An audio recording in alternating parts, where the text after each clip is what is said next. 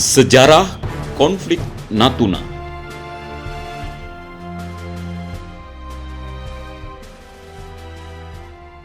Langsung dengan laut bebas membuat Natuna menjadi incaran banyak negara tetangga.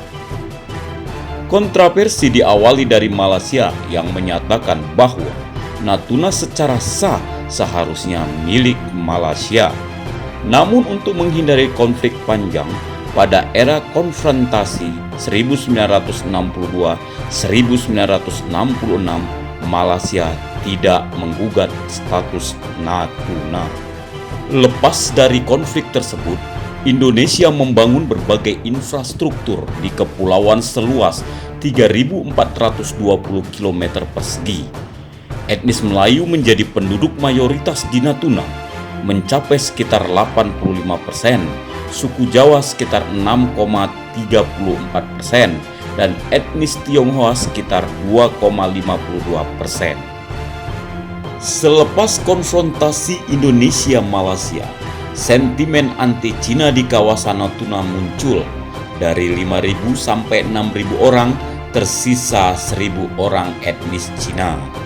Kemudian muncul selentingan warga keturunan Tionghoa menghubungi Presiden Cina saat itu, Deng Xiaoping, untuk mendukung kemerdekaan Natuna. Meski banyak pihak memaksa merebut Natuna, secara hukum internasional, negosiasi yang dibangun Cina tidak dapat dibuktikan sampai saat ini.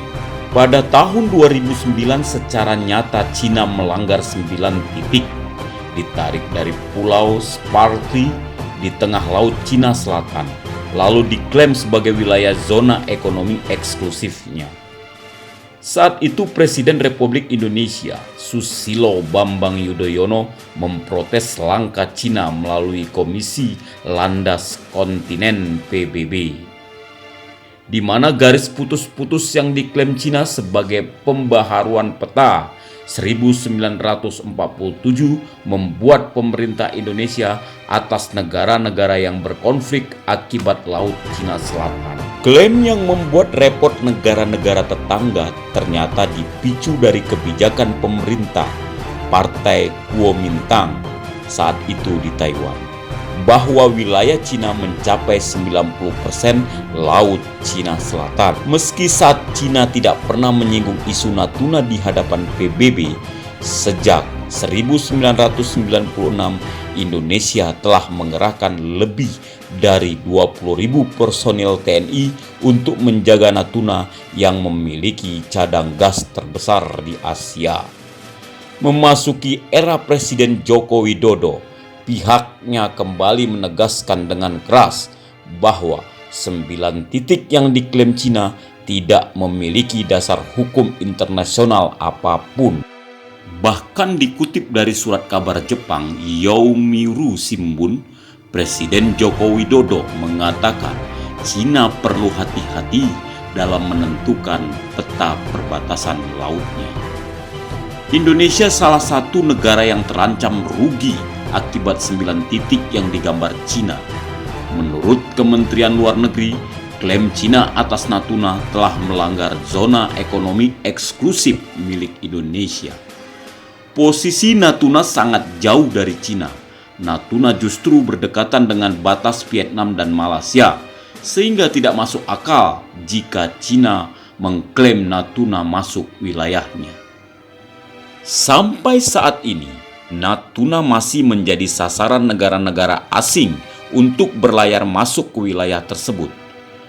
Bahkan Indonesia beberapa kali masih menangkap kapal-kapal asing yang masuk ke Natuna. Dilansir dari Kompas.com, kapal penangkap ikan dan Coast Guard Cina diduga melakukan pelanggaran zona ekonomi eksklusif dengan memasuki perairan Natuna pada 31 Desember 2019. Pemerintah Indonesia melalui Menteri Luar Negeri Retno Marsudi meminta Cina untuk patuh terhadap ketentuan yang telah ditetapkan UNCLOS 1982 tentang batas teritori. Selain itu, Kementerian Luar Negeri telah mengirim nota protes resmi dan memanggil Dubes Cina untuk Indonesia di Jakarta. Artikel ini diambil dari kompas.com dan dibacakan oleh History Friesen. Guys, terima kasih telah mengikuti channel ini. Tetap dukung channel ini untuk melestarikan sejarah, budaya, dan cerita. Jangan lupa subscribe, like, share, and comment.